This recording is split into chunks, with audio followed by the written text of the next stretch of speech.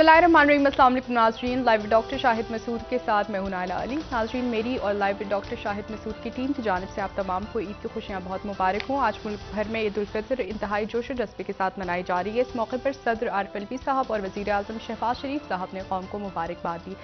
दूसरी जानिब सियासत में आज मुज़ाकरात के हवाले से सियासी जमातों के बयानात सामने आए। राना सनाउल्लाह साहब ने कहा कि अगर 14 मई को इलेक्शन हुए भी तो कोई तस्लीम नहीं करेगा। इस समेत दिन भर जो अहम डेवलपमेंट्स रहे उन पर बात करेंगे। हमारे साथ स्टूडियो में मौजूद हैं डॉक्टर शाहिद मसूद। अस्सलाम वालेकुम डॉक्टर साहब। वालेकुम जी, आपको भी नहीं। डॉक्टर साहब, ईद की तातीलात के दौरान सियासी सरगर्मियों में क्या कमी आई है और क्या सियासी दर्जे हरारत में इसके बाद मजीद इजाफा होता देख रहे हैं या इसके बाद जो है वो ठहराव आएगा? नहीं जी, बहुत तलखी है। और सबसे पहले तो सबको ईद मुबारक। पाकिस्तान में आज पहला रोज़, और आज जो है वो मतलब मैं अपने हवाले से बता सकता हूँ, लोगों की ज़ाहिर है कि अपनी अपनी ईदें गुजरी और सब बता रहे हैं कि कैसी ईद रही और कैसी नहीं रही। लेकिन आज ये कि अनवर बेग साहब को की तदफीन हुई आज। और अगर तो कल देखें जुम्मतुल विदा को अनवर बेग साहब का इंतकाल हुआ था, आज उनकी तदफीन हुई। और अगर ये वर्किंग डे होता तो बहुत दुनिया होती, बहुत लोग होते, लेकिन आज भी बहुत बड़ी तादाद में लोग वहाँ पे मौजूद थे। इजाजुल हक साहब थे, फरतुल्लाह बाबर साहब थे, शाहिद खान अब्बासी साहब से मुलाकात हुई, मेजर आमिर साहब थे,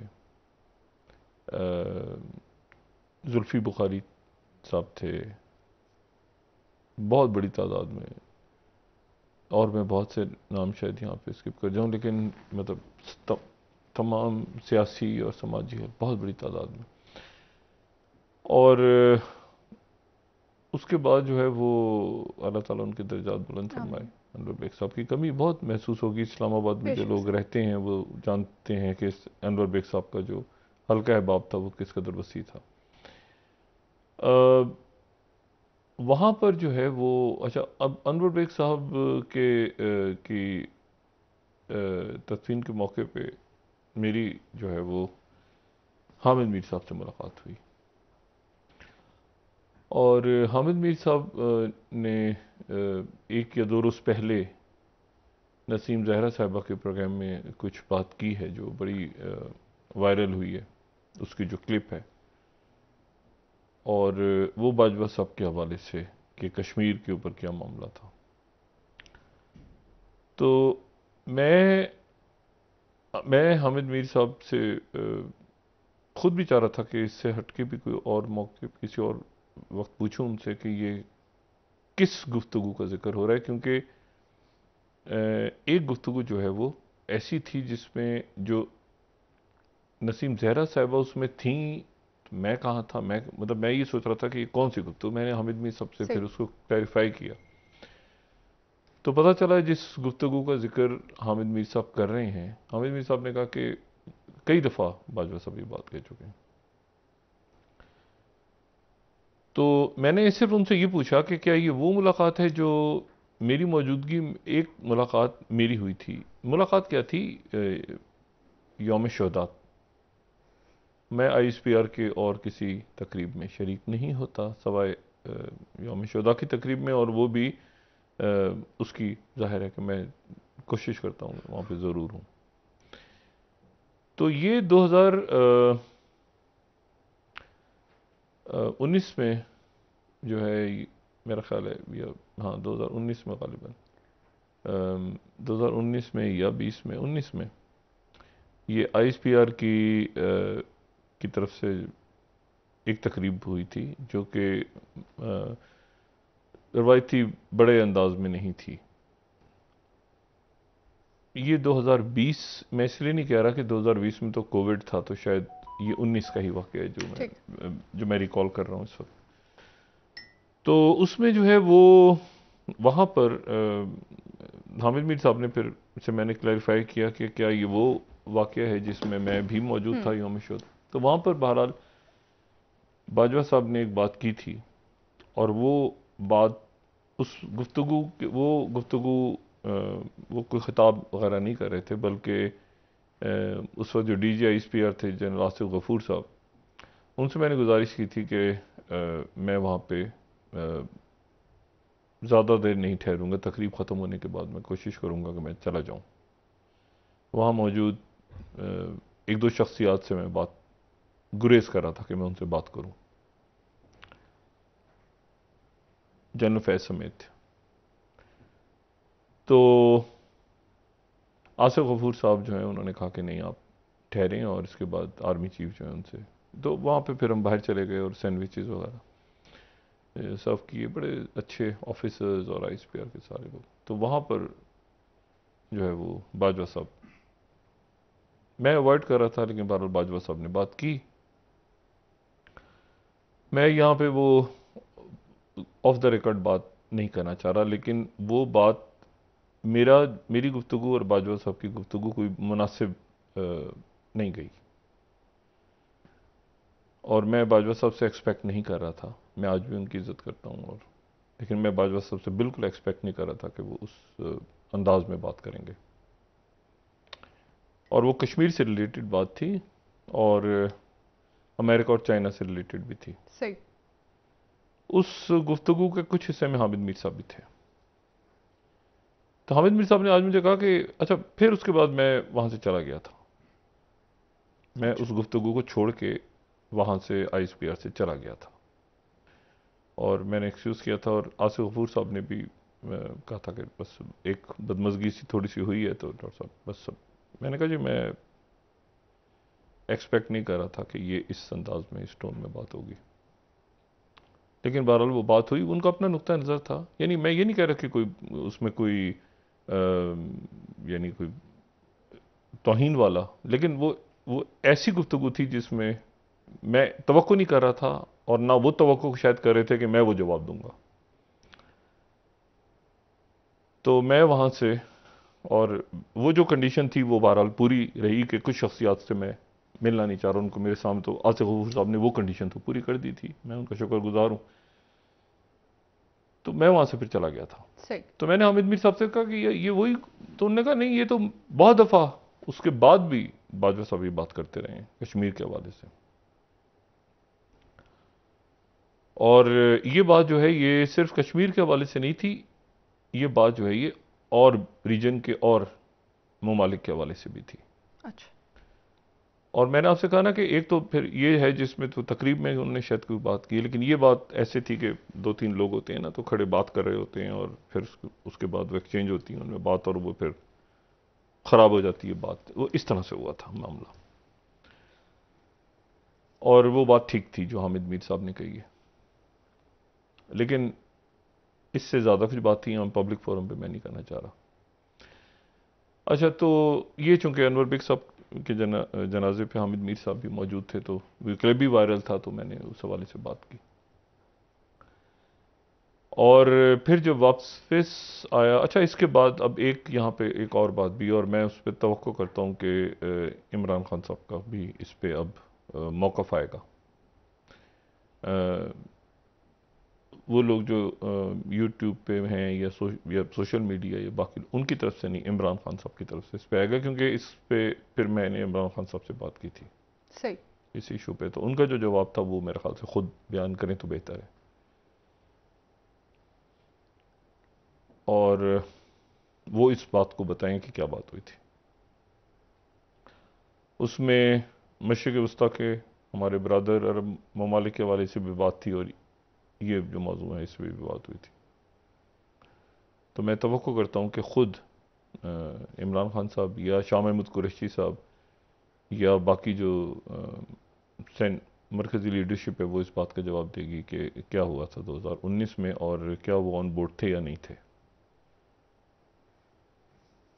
अच्छा, तो खैर ये जो कि वायरल क्लिप आ गया और माजी का एक हिस्सा, तो हम इंशाल्लाह आगे बढ़ेंगे, पाकिस्तान आगे बढ़ेगा, लेकिन बहरहाल ये बात जो है ये हुई थी। बाजवा साहब का अपना एक नुक्ता नज़र था, और मैं ये नहीं कह रहा कि बाजवा साहब को हक था अपने नुक्ता नज़र रखने का, लेकिन वो नुक्ता नज़र जो है वो मैं कम से कम उसको और मेरी तरह के शायद और भी बहुत से लोग हों जो किसी तरह से उसको बाय नहीं कर पाए। और ना सिर्फ ये कि मैंने कहा ना, मैं इधर इस टॉपिक को इसलिए रोक रहा हूँ कि इसमें सिर्फ चाइना डिस्कस नहीं, इसमें सिर्फ इंडिया डिस्कस नहीं हुआ था, उसमें चाइना, अमेरिका और भी इधर उधर की बात भी थी। ठीक। अच्छा, अब इशू ये है कि खैर यहाँ से हम आगे निकलते हैं। फिर उसके बाद खैर दिन का जो वापसी हुई वहाँ से, तो उसके बाद ये पता चला कि ये नूरजहां जो हथनी कराची चिड़ियाघर में, ये अफसोसनाक खबर मिली कि वो चली गई, जान से चली गई। और आखिरी दिनों में तो बहुत उसको बचाने की कोशिश की, वॉलंटियर्स आ गए, बाहर मीडिया, बाहर सब कुछ आए, पूरी कोशिश की उसको बचाने की, लेकिन वो चली गई। वो 17 साल इसकी उम्र थी। और ये 4 हाथी जो हैं ये आए थे। अनारकली एक हाथी की डेथ हो गई थी 2006 में, तो 4 हाथियों को लाया गया था तंजानिया से। उसमें से 2 को शायद सफारी पार्क में और 2 को चिड़ियाघर में कराची के, एक मधुबाला और एक ये नूरजहां। अच्छा, 17 साल इनकी उम्र है, लेकिन हाथियों की उम्र तो बहुत ज़्यादा होती है, मेरे ख्याल से 60 साल या ऐसे कुछ, इससे भी ज़्यादा हो जाती है कई दफ़ा। 35-40 साल की उम्र में तो ये फुल साइज़ जो होता है हाथी का, मेल एलिफेंट्स का। लेकिन बहरहाल अब यहाँ पर इशू ये कि वो कोई इनकी कोई 1 करोड़ की साल की शायद इनका कोई खाने पीने का इंतजाम, लेकिन ये कि ये दुनिया में ये कंसेप्ट नहीं है। अब वो सफारी में बाकी जगहों पे ये चूंकि ख़ानदान की सूरत में हाथी, तो इनको छोड़ दिया जाता है, आजाद। इनको इस तरह से रखा नहीं जाता इन जानवरों को। और फिर उनके ऊपर जो है वो बच्चे सवारी कर रहे हैं। वो तो ये पता नहीं मुग़ल दौर या कॉलोनियल दौर का एक है कि जी जानवरों के ऊपर सवारियां हो रही हैं और उनको तंग कर रहे हैं लोग, और ये इस तरह नहीं होता। जानवरों को बड़े बड़ी तरीके से रखा जाता है आज की दुनिया में। और इतना ज़्यादा इसके ऊपर एहतजाज हुआ कि पता चला कि वो यहाँ तक बात शुरू हो गई कि चिड़ियाघर ही बंद कर दिए जाएं। पाकिस्तान में चिड़ियाघर ही बंद कर दिए जाएं, क्योंकि वो है कि पिंजरे में हमने बंद कर दिए उन जानवरों को जो कि जंगलों में घूमते हैं। अब तो सफारी का कंसेप्ट आ गया, अब चिड़ियाघरों का कंसेप्ट नहीं है, अब सफारी का है। वो घूमते हैं जानवर और गाड़ी में बैठ के लोग देखते हैं, तो शेर भी हैं, तो हिरन भी भाग रहे हैं, तो ये कंसेप्ट बना हुआ है। अब वो इतने इतने से डब्बों में आपने ऐसे जानवरों को बंद किया हुआ है जिनकी पूरी पूरी जिंदगियां जो है वो खेलते कूदते, और ये चूंकि फैमिलीज के तौर पे रहते हैं। तो अब एक जो वहाँ पे दूसरी जो हथनी है, तो वो उस दिन से टहल रही है, वो उस दिन से वो बेचैन है कि मेरे साथ की जो मेरी जो सहेली थी हथनी, वो कहाँ पे चली गई है। तो बीच में इन्होंने कनात लगा के शायद उसकी वहां डेथ हो गई, तो उसको पता नहीं, लेकिन वो बेचैन घूम रही है। अब ये तो हो गया एक इशू। मैं इस पे बात पे जाना ही नहीं चाह रहा कि उसकी कितनी केयर की, कितनी केयर नहीं की, इस तरह होता नहीं है कहीं पर भी, ठीक है ना। लेकिन एक और किस्सा बड़ा अजीब है, और वो जो किस्सा है वो अगर आप डॉन देखें, 2016 का एक डॉन अखबार, अगर हम स्लाइड दिखा सकें। अब ये डॉन जो है, इसमें ये किस्सा भी चल रहा है कि ये जो हमने ये तोहफा मिले हुए 2 हाथी असल में खरीद लिए थे। अब देखें ना, ये किस कदर अजीब सी बात है कि हमने ये हाथी खरीदे थे, लेकिन पता ही चला कि जी जो 2 हाथी हैं वो तो तोहफा दिया था तंजानिया ने, और हमने 1-1 करोड़ रुपया शो किया हुआ था कि हमने 1-1 करोड़ रुपए के हाथी खरीदे हैं। और ये उसके बाद सूबाई असेंबली में इशू भी उठा कि ये तो, लेकिन वो बीच में आप देखें कि वो टेंडर वेंडर खुलवा के और ये शो किया गया एक पेपर में कि जी ये हमने खरीदे हैं। बाद में पता चला कि जी ये तो तोहफा दिए तंजानिया, तो फिर वो मामला ही दब गया। ये अभी तक नहीं पता चला कि वो कौमी असेंबली, सूबाई असेंबली में सिंध में ये डिस्कस हुआ इशू, और फिर ये फाइल दब गई कि वो तोहफा था या वो जो है वो खरीदा गया था। अब मैं उम्मीद करता हूं, अब तो खैर क्या बात करनी इस पे, लेकिन यह है कि ये भी देखें किस कदर अजीब मामला है। अच्छा, अब जहां तक बात हो गई कि सियासत में ईद के बाद क्या होगा, क्या मुमकिनात हैं, तो मुमकिनात तो ये हैं कि देखें ये वफूद मिलेंगे एक सतह पे, लेकिन फैसला जो है वो लीडरशिप करेगी, और लीडरशिप से मुराद है इमरान खान एक तरफ।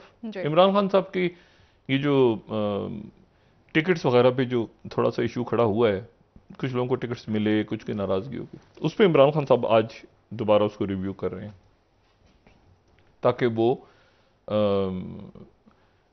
जो है वो नाराजगियां वगैरह कुछ हैं तो ख़त्म हो जाए, तो रिव्यू कर रहे हैं वो मेरे ख्याल से इशू रिजॉल्व हो जाएगा। लेकिन फैसला इमरान खान, और उस तरफ जो फैसला है वो नवाज शरीफ साहब और फजलुर रहमान साहब, बिल्कुल, और बाकी जितनी भी शख्सियात हैं इंतहाई काबिल एहतराम है, लेकिन वो होते हैं ना वगैरह वगैरह, ठीक है ना, इंतहाई माजरत के साथ, लेकिन ये कि वो काउंट नहीं कर रहे, काउंट ये दो शख्सियात कर रही हैं। और फिर उसके बाद जाहिर है कि उन दो शख्सियात ने फिर वो बिलावल भुट्टो जरदारी साहब ने भी फिर प्रेस कॉन्फ्रेंस की, हालांकि पहले जरदारी साहब का जो इंटरव्यू हुआ था उसमें मौक़िफ़ ज़रा उनका मफाहमत वाला था, लेकिन नवाज शरीफ साहब का जो नुक्ता नज़र है वो बिल्कुल सख्त है।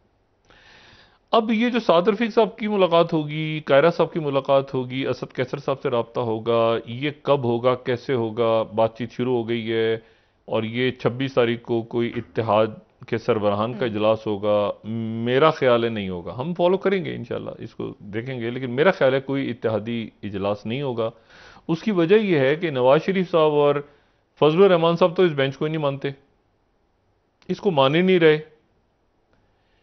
और वो ये कह रहे हैं कि जी 2018 से लाया जाए। तो अब सवाल ये कि ये डिस्कस हो रहा है कि वो कहते हैं ना ओरिजिनल सिन, वो कब हुआ था, कैसे हुआ था, वो 75 साल की तारीख उठा के आप ढूंढ रहे हैं सारे कि ये कब हुआ था। वो कहे यहां से शुरू करो, जैसे होता है ना कि वो यहां से शुरू करो, साहब यहां से शुरू, यहां से कानून साजी करो, यहां से करो, तो ये कुछ सर पैर समझ नहीं आता कि कहां से करो। उसके जवाब में इमरान खान कह रहे हैं कि अच्छा यहां से 2018 से क्यों करो, ये 1985 से क्यों नहीं करते। लेकिन मसला ये है कि वो पार्टियों में इतने ज़्यादा, वो ये एक नॉन इशू है। इशू ये है कि अब आने वाले दिनों में ये तो एक तसादुम है, तसादुम की तरफ खड़ा है मामला। ये जो बिल मंजूर हुआ है, जो मैंने कल भी बात की थी कि इसके ऊपर प्रैक्टिस एंड प्रोसीजर बिल, ये अब इसका नोटिफिकेशन जारी हो गया, लेकिन यह है कि वो नोटिफिकेशन जो है अब अगले हफ्ते अदालतें खुलेंगी तो वहां पर भी पता चलेगा कि क्या इस नोटिफिकेशन के ऊपर अमल दरामद हो सकता है या इसको रोका हुआ है अदालत ने। क्योंकि वो जो पिछला बेंच था वो इसको रोक के चला गया था, इन्होंने उसका नोटिफाई कर दिया। अब जो बेंच बनेगा वो लिस्ट आएगी ना अगले हफ्ते की लिस्ट, तो वो लिस्ट कैसे आएगी और उसमें कौन कौन से बेंचेस बनेंगे, जी वो आ जाएगी ना लिस्ट अभी तो, लेकिन तो वहां से फिर क्लैरिटी आएगी कि क्या इसको, अच्छा वो अगर बिल मंजूर हो गया है तो इसका मतलब 30 दिनों के अंदर अपील खुद नोटिस में अपील की जा सकती है, और उसमें फिर नवाज शरीफ साहब और जहांगीर तरीन साहब और यूसुफ रजा गिलानी साहब भी उसमें अपील कर सकते हैं। लेकिन यूसुफ रजा गिलानी साहब तो ऑलरेडी उससे निकल चुके हैं, उस फेज से, वो तो 5 साल का जो उनके ऊपर पाबंदी लगी थी, तो अब रह गए जहांगीर तरीन साहब और नवाज शरीफ साहब। अब ये जो पोजीशन नीचे दरमियान में जो है वो कोई इनसे बातचीत करने को, यानी नवाज शरीफ साहब और फजलुर रहमान साहब तो बिल्कुल बात करने को तैयार नहीं है, और ना ही इमरान खान है। अब सोचे ना इमरान खान क्यों बात करेंगे उनसे, भाई इमरान खान के, मैंने कल भी कहा था ना, इमरान खान के हाथ में एक कागज आ गया है। इससे पहले तो बातचीत होती थी ना, फलां ने फलां से कहा, फलां ने फलां से, अब उनके हाथ में सुप्रीम कोर्ट का एक फैसला आ गया है, और वो उस वक्त का फैसला है, चीफ जस्टिस पाकिस्तान और 3 मतलब फैसला आ गया, बस खत्म। तो अब इमरान खान तो पीछे हट गए ना, अब इमरान खान जाने और ये हुकूमत जाने। इमरान खान तो वो कहते हैं ना चिल कर रहे हैं बड़ा आराम सुकून से पीछे बैठ के, क्योंकि वो तो कह रहे हैं कि अच्छा टिकट 14 तारीख, अच्छा इधर से किसी ने अपने टिकट जारी नहीं किए, यानी अगर आप टिकट जारी करते हैं, मुस्लिम लीग नून टिकट जारी करती है तो इसका मतलब उन्होंने फैसला मान लिया। तो ना मुस्लिम लीग कर रही है, ना पीपल्स पार्टी कर रही है, ना कोई और पार्टी कर रही है, इमरान खान कर रहे हैं, क्योंकि इमरान खान जो है वो जा रहे हैं कि 14 मई को इलेक्शन और मैं तो कोर्ट, तो वो आराम से, अच्छा अगर नहीं भी होते 14 मई को, जिसके गालिब इम्कान आते हैं कि नहीं होंगे, क्योंकि वो दे ही नहीं है, फंड ही नहीं आएंगे, वो देखे ना, वो जाके इलेक्शन कमीशन कहेगा कि जी हमें तो फंड ही नहीं मिले, वो फंड हुकूमत देगी, उधर से वो 1 ट्रक की 32 ट्रक। लेकिन इशू ये है कि इलेक्शन तो नहीं है, ये तो तय है कि 14 तारीख को हो ही नहीं सकता इलेक्शन, वो सूरत हाल ऐसी क्रिएट है ना। अभी तो देखना है कि ये अदालत 27 तारीख को जो समाप्त होगी तो उसमें क्या होगा। अच्छा, लेकिन इसमें इशू ये है कि इमरान खान के हाथ वो एक पर्चा लगा हुआ है और वो इमरान खान बैठ के चिल कर रहे हैं, इसको टिकट दूँ, अच्छा इसको देता हूँ, अच्छा आराम से खत्म होता। अब इमरान खान साहब ने का जो है, इमरान खान साहब ने अब एक तरफ होता ना इमरान खान साहब और इस्टेब्लिशमेंट, अब इमरान खान साहब ने हुकूमत और ये बेंच का करवा दिया आपस। अब इमरान खान चिल कर रहे हैं बैठ के आराम से, सुकून से इमरान खान बैठ गए। पिछले दिन बड़े टेंस थे ना इमरान खान साहब और इस्टेब्लिशमेंट और ये सारा।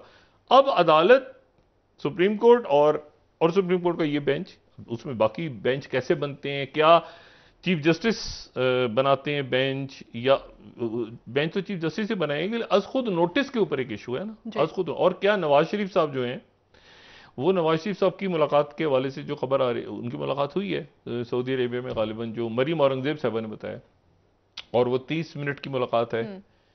और मोहम्मद बिन सलमान से उनकी मुलाकात हुई है।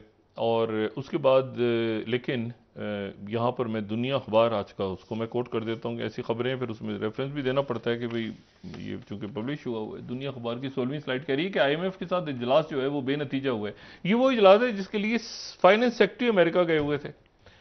अच्छा, अमेरिका गए हुए थे और वो उन्होंने कहा है कि जी कोई तारीख अभी नहीं दी और शराइत पूरी करने का मुतालबा, और सऊदी अरब और UAE की यकीन दहानियां नाकाफी करार दे दी गई। अच्छा, अब ये 10 से 16 तक ये कोई इजलास हुआ है जिसमें हमने कहा था ना कि सेक्रेटरी फाइनेंस यहाँ से चले गए अमेरिका, इसाक डार साहब नहीं गए, वो तो डार साहब यहाँ पे चूंकि सियासी सूरत ऐसी थी वो नहीं गए, तो लेकिन वो जो वहां गए तो उसमें फिर वो पेट्रोलियम की जो बात की उन्होंने सब्सिडी वाली, वो भी IMF की तरफ से, तो वो सारा उधर अपनी जगह रुका हुआ है मामला मईशत का, उसका कुछ सर पैर समझ नहीं आ रहा। अच्छा, अब यहां इशू ये है कि नवाज शरीफ साहब, जो मैंने बात की थी ना कि फैसला नवाज शरीफ साहब के हाथ में है, सारा पार्टी नवाज शरीफ साहब के हाथ में, लेकिन पीछे क्या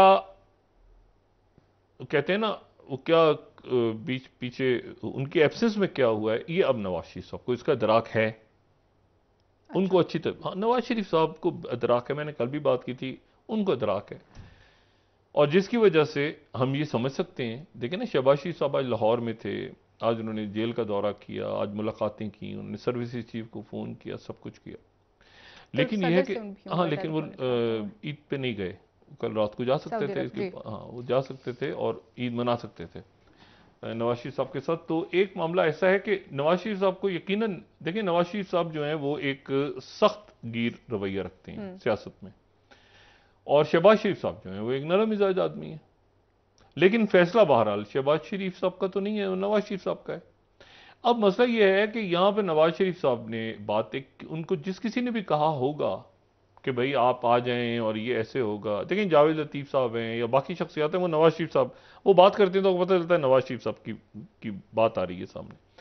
लेकिन बहुत सी शख्सियत हैं जो इधर उधर हटो बचो करके निकलते हैं दोनों तरफ से। लेकिन इसमें इशू ये है कि नवाज शरीफ साहब को अल्टीमेटली तो पता है ना कि उनकी पार्टी और मरीम नवाज साहबा की। अब मसला ये है कि पीछे क्या हुआ इतने अरसे में, क्या परफॉर्मेंस है, क्या है। नवाज शरीफ साहब का वो बिल, इधर उधर कानूनी टीम पहुंची हुई है, आजम नज़ीर तारड़ साहब ने जो बात की, ख्वाजा आसिफ साहब ने उसको डिनाई कर दिया। उन्होंने कहा बाजवा साहब ने फ़ोन किया था, ख्वाजा आसिफ साहब ने कहा सवाल ही पैदा नहीं होता, बाजवा साहब ने मेरी नॉलेज में नहीं है। यानी ख्वाजा आसिफ साहब के ताल्लुकात अच्छे रहे बाजवा साहब के साथ, तो लेकिन मसला ये है कि वो बाजवा साहब, आजम नज़ीर तारड़ कुछ कह रहे हैं तो ख्वाजा आसिफ साहब कुछ कह रहे हैं, वो कह रहे हैं नहीं ऐसी कोई मेरी नॉलेज में नहीं है बात। तो आजम, अच्छा अब आज जो है वो ये सूरत हाल के तमाम ही सियासी शख्सियत, ऐसी सूरत हाल बनी हुई है कि उसमें कोई शख्सियत आज बात भी नहीं कर रही, यानी कि सवाल का जवाब दे कि भाई एक मिनट ये क्या हुआ, कैसे हुआ, क्या क्या था सारा।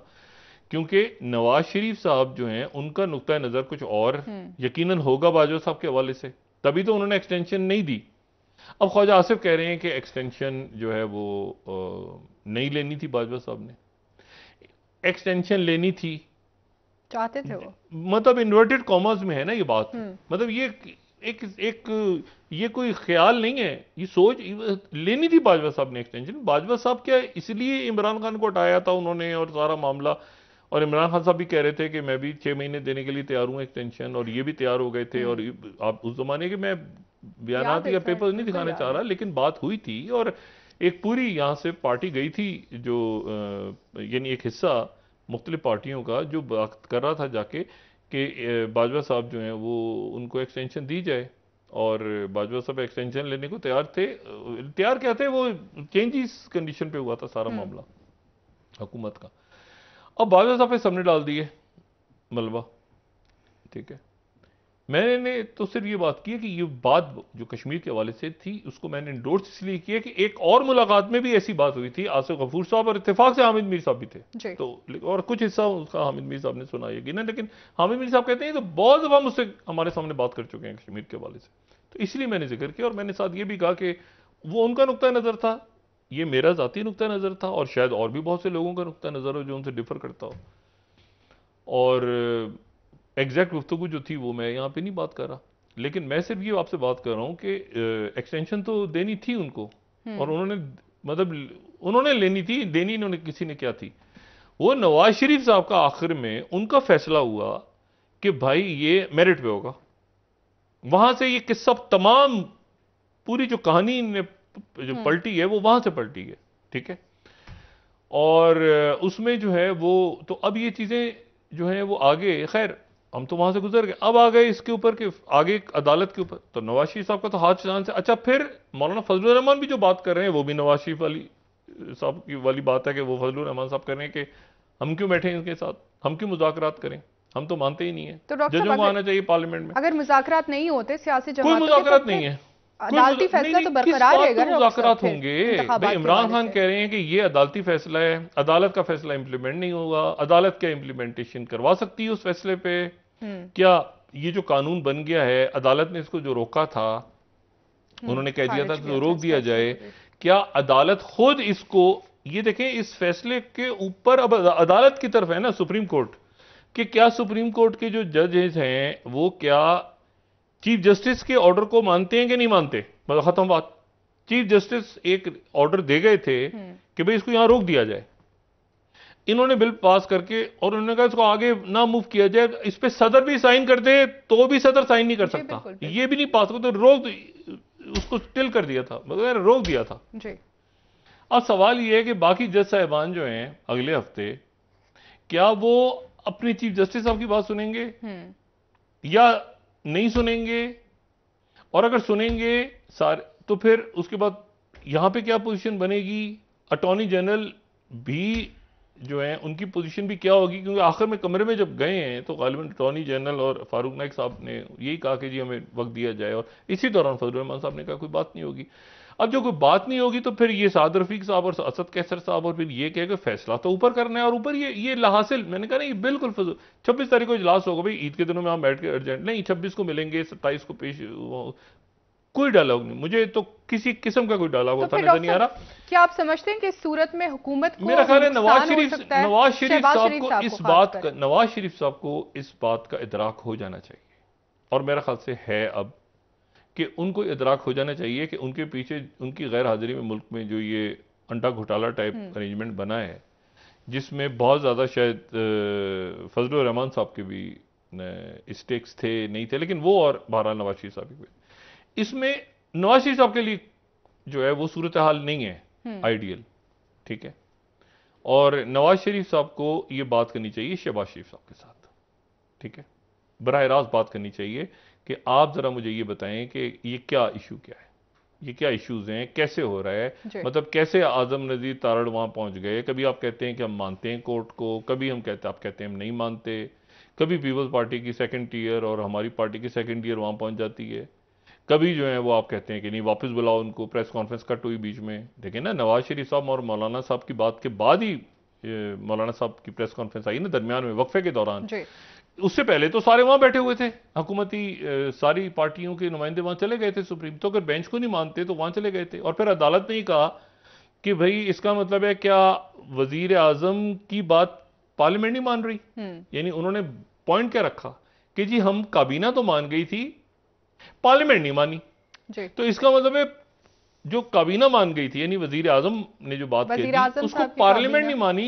पार्लियामेंट में वही लोग हैं, वही नहीं, पार्लियामेंट का इसका मतलब एतमाद नहीं है वजीर आजम पे, हुकूमती यही तो देखे ना ये इशू है ना, यहाँ पे इशू खड़ा हो गया कि वजीर आजम ने एक फैसला किया जी, और फैसला करके कि मैं वजीर आजम हूं, और ये उन्होंने पार्लियामेंट भेज दिया, पार्लियामेंट ने कहा कि हम तो इस फैसले को नहीं मानते, तो इसका मतलब है क्या वजीर आजम पार्लियामेंट का एतमाद खो चुके हैं? ये नुक्ता यहां पर खत्म हो गई अदालत, ये रिमार्क्स देके। अब यहां पर वो सख्त बातें भी हो रही हैं, नरम बातें भी हो रही हैं, बयानात भी आ रहे हैं, साथ राब्ते भी हो रहे हैं। कैसे उन्होंने राब्ता करेंगे, कैसे करेंगे? देखिए ना, राब्ते कैसे करेंगे जी। क्योंकि अगर मानते ही नहीं है इस बेंच को तो फिर हाँ, तो फिर राब्ते कैसे करेंगे मुशावरत? हाँ। तो वो एक होता है ना डरा सहमा सा, परेशान सा माहौल। लेकिन डॉक्टर साहब अगर ना भी माने तो क्या नुकसान हुकूमत को नहीं होगा इस बार? नहीं, हुकूमत में, इस हुकूमत में कोई शहबाज शरीफ साहब को, शहबाज, इस हुकूमत में नवाज शरीफ साहब की हुकूमत है, नून की। इसमें मरीम नवाज के लिए किया और इसमें नवाज शरीफ साहब के लिए किया है। इसकी जगह कोई दूसरी हुकूमत होती तो वो ना नैरेटिव बन पा रहा है, अदालती बयानी हम कह सकते हैं, उधर भी एक अजीब सी चीज नजर आ रही है। तो इस वक्त वो भी देख रहे होंगे ना बैठ के कि यार एक मिनट ठहर जाओ, कि हमें बिल्कुल ही ऐसा ना हो कि वो बयानी का उधर भी मामला उल्टा फुल्टा हो जाए। तो क्योंकि जज साहिबान का भी तो कुछ ऐसा है ना कि उनकी पहचान ही एंटी एस्टेब्लिशमेंट के जी तगड़े हैं ये वो, तो वो पता चला बिल्कुल ही वहां पलट गया मामला, तो वो तो अजीब सा। अब इशू ये है, तो फैसला अदालत ने करना है। इमरान खान चिल कर रहे हैं, आराम से बैठ के चिल कर रहे हैं। नवाज शरीफ नहीं, नवाज शरीफ साहब देखें, महीने 14 मई को तो भूल जाए ना, जून जुलाई अभी IMF का बजट गले पड़ा हुआ है सर, देखे ना। ब्रेक से अच्छा, सऊदी अरब ने ऑफिशियली जो बात की है वो ये की है कि ईद उल फितर के बाद, हम ईद के बाद हम पैसा पाकिस्तान शिफ्ट करने का, ये तो हम पहले भी, ये तो जब होगा सो होगा। सवाल ये सारा कि ये एक डेडलॉक है बहुत बड़ा, जो ईद के फौरन बाद ये जो भी कुछ होना है ये अभी ये टूट जाएगा, ग्रिड लॉक, क्योंकि इससे आगे मामला जा नहीं सकते ना। जैसे ही अदालत बैठेगी जी अगले हफ्ते और बेंच बनेंगे और समात और उससे पहले बयानात और ये सारी चीजें आनी शुरू हो गई। आज भी आपने जी ठीक है, ब्रेक ले लेते हैं नाज़रीन, वापस आएंगे, डॉक्टर साहब से मजीद बात करेंगे, हमारे साथ रहिए।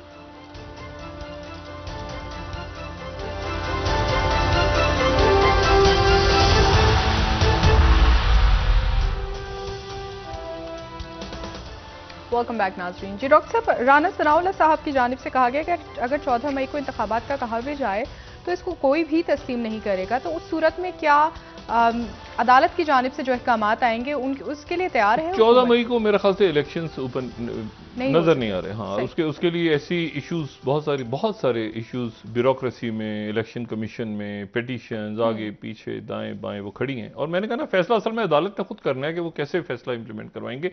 एक इशारा वो दे चुके हैं कि ईद उल अज़हा के बाद करवा लिए जाएं, तो वो शायद, और बेंचेस कैसे बनते हैं, जज साहबान फैसला आए। मैं सिर्फ एक बात यहाँ पे बार बार जो मैं कई दिन से कह रहा हूँ, सूडान में जो खाना जंगी हो रही है ना, वो उसका वो एक आलमी जो जंग है ना, उसका एक फ्रंट है सूडान के अंदर। सूडान में जो कुछ हो रहा है, वो जो जनरल फतह बुरहान है जी, जो कि सूडान के सदर हैं, सदर तो नहीं, यानी वहां पे आप आर्मी के हेड हैं और एक तरह से वो जो उनकी ट्रांजिशन काउंसिल है उसके सरबराह हैं, वो इजिप्ट के करीब जी, और इजिप्ट के करीब, और वो साथ ही अमेरिका के भी करीब। ठीक। और जो जनरल हमदान जो पैरामिलिट्री फोर्सेस के हैं, जो ज्यादा गेन कर रहे हैं, जो ज्यादा आगे आ गए हैं, जो कब्जा करने को है, इसीलिए खर्तूम वो सीज फायर नहीं हो पा रहा, ठीक है ना, वो जो है उनको रशिया सपोर्ट कर रहा है, यूएई उनको करता रहा है एक दौर में, लेकिन उसके बाद ये उमर बशीर भी तो इसीलिए गिरे थे ना, जो इससे पहले सदर थे, वो भी तो इसीलिए रहे ना इतना अरसे अपनी जगह पे कि उनको सऊदी अरेबिया और यूएई सपोर्ट करता रहा।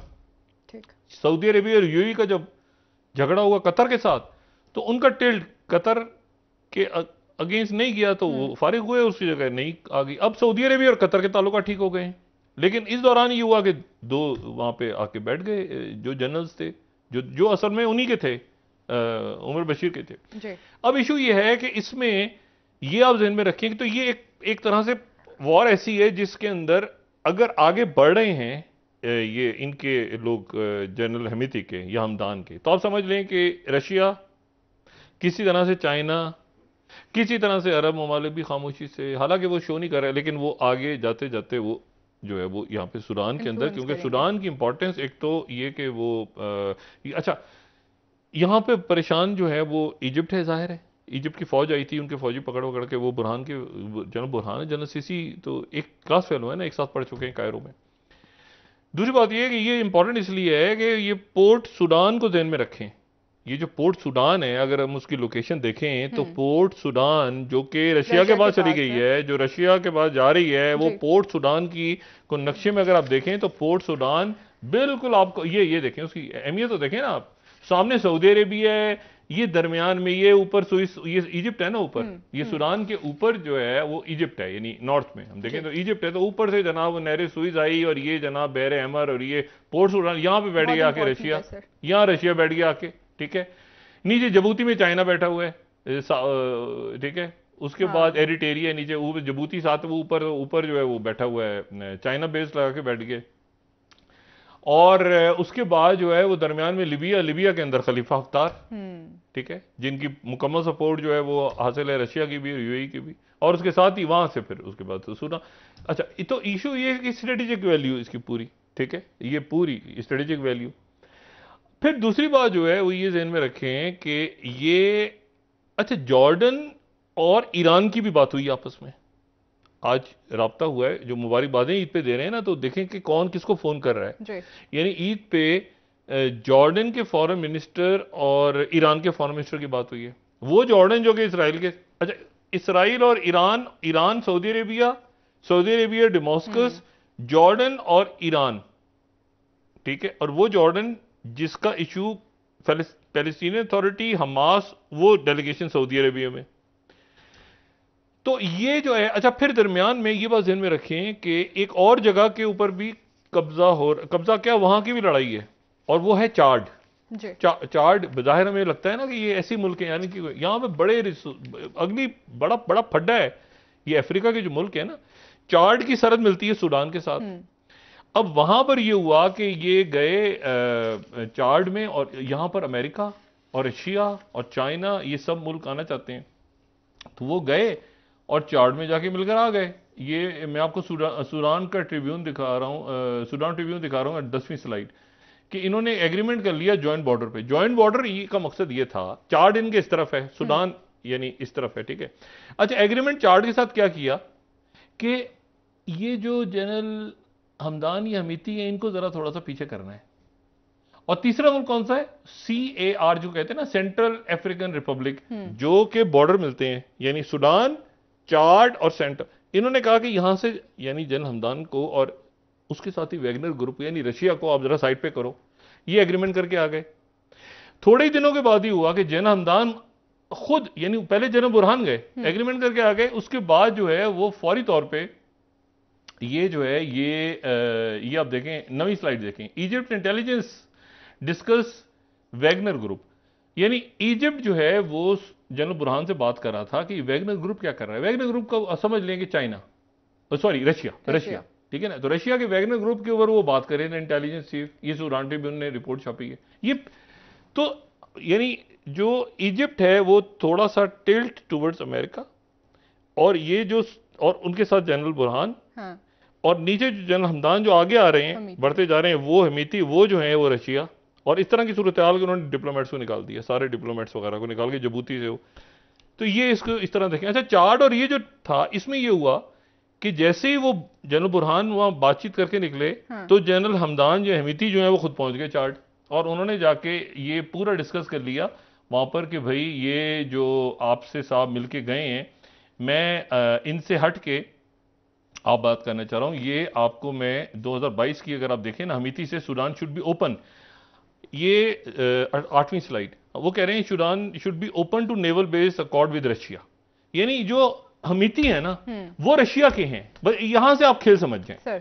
बुरहान जो है वो अमेरिका के हैं, ठीक है, ठीक है। तो ये जो है ग्रेटर गेम है ये। हाँ, मैंने आपसे कहा ना कि इसको आप एक, मैं हमेशा ही बात कहता हूं कि छोटे छोटे जो फ्रंट्स खुल रहे हैं ना, बहुत सारे, इधर खुल रहा है कोई पैसिफिक में, कोई इधर खुल रहा है, ये कोई इधर खुल रहा है, कोई इधर खुल रहा है, बहुत छोटी छोटी लड़ाइयां, एक बड़ा ग्लोबल जंग हो रही है जिसके छोटे छोटे फ्रंट्स खुल रहे हैं बहुत सी जगहों पे, ठीक है। कि ब्राजील का इलेक्शन होता है, वो इलेक्शन ऊपर नीचे हो जाता है। जर्मनी और रशिया के दरमियान फिर टेंशन हो गई, उन्होंने डिप्लोमेट्स उनके निकाल दिए, उन्होंने उनके निकाल दिए, और किस बिना पे वो निकाल दिए उन्होंने। और वो इस देखें ना, जर्मनी और रशिया के तक ताल्लुकात खराब रहे हैं ना। वो बिस्मार्क ने पूरा बनाया था ना एक थोड़े अरसे के लिए 19वीं सदी के आखिर में, कि ऑस्ट्रियो हंगेरियन एम्पायर और जर्मनी और रशिया इकट्ठे हो जाएं। तारीखी तौर पे तो ये दुश्मनी रही है। जर्मनी हमेशा मूव करता रहा ना बाल्कन्स की तरफ, जर्मन हमेशा माइग्रेट करते रहे इस तरफ, तो बड़ा उनका। और फिर उसके बाद पहली जंग अजीम में जर्मनी रशिया के अगेंस्ट लड़ा, दूसरी जंग अजीम में जो है वो जर्मन लड़े, हिटलर लड़ा रशिया के अगेंस्ट। तो और फिर डिवाइड हो गया, कब्जा कर लिया मॉस्को ने आके बर्लिन पे, ठीक है, वर्ल्ड वॉर के एंड पे। तो अब इन्होंने 12 दोस्ती हुई, नॉर्थ स्ट्रीम वो जो थी वो उसको उड़ा दिया। लेकिन जो टेंशन है वो इस बात पे है, जो तलखी है वो इस बात पे है कि जो राइटर्स कह रहे हैं कि Russia respond in kind to 12वीं स्लाइड कि mass expulsion of Berlin, diplomats को उन्होंने निकाल दिया, उधर से उन्होंने निकाल दिया। और वॉशिंगटन पोस्ट ने आज एक बड़ी इंटरेस्टिंग रिपोर्ट दी है कि Kremlin tries to build anti war coalition. ये जो मुजाहरे हो रहे हैं ना कि नेटो के खिलाफ और जंगों के खिलाफ, तो वो वॉशिंगटन पोस्ट ये कह रहा है कि जी इनको रशिया सपोर्ट कर रहा है, डॉक्यूमेंट शो। यानी वहां पर मुजाहरे हो रहे हैं कि नेटो से निकलो, महंगाई बढ़ गई है, अपने फड्डे अपने ऊपर मत लो, यहां पे निकलो, जंग खत्म करो, महंगाई आ गई बहुत ज्यादा। अमेरिकन ये कह रहे हैं कि इन मुजाहरों के पीछे जो है वो रशिया का हाथ है। जो फ्रांस में मुजाहरे हो रहे हैं वहां पर भी जेन्युइन रीजंस हैं, वो उनके बारे में चाइना और रशिया में तासुर है कि इसको अमेरिका करवा रहा है, क्योंकि मैक्रो अभी चाइना का दौरा चाइना से होकर गए हैं। जी बिल्कुल, बहुत शुक्रिया डॉक्टर साहब। ये जब शुरू होते हैं ना, ये प्यूटिन इस बारे में बड़े सीरियस है और चाइनीज कि जो ये शुरू होती है ना तहरीकें, मुजाहरे, इनके पीछे रीजन होता है जेन्युइन ग्राउंड पे। वो बाद में जब वो बढ़ना शुरू होता है पीछे 100%, यहाँ लाख आदमी मर जाता है कि मगरबी मीडिया नहीं उठाता। जब वो उठाते हैं छोटे से वाकये को, तो इसका मतलब है कि कोई कहानी होती है पीछे। बिल्कुल ठीक है। तो ये होता है रेवोल्यूशन, कलर रेवोल्यूशन, फलाना एहतजाज, धमाका एहतजाज। हाँ बिल्कुल, ये कर दो। प्रोग्राम का वक्त खत्म हो रहा है सर। नाजरीन, कल इंशाल्लाह दोबारा आपसे मुलाकात होगी। मुझे नायला अली को इजाजत दीजिए। अल्लाह हाफ़िज़। जी डॉक्टर। अपना दोस्तों रिश्तेदारों, गिरदोनवाह के लोगों का सब ख्याल रखिएगा।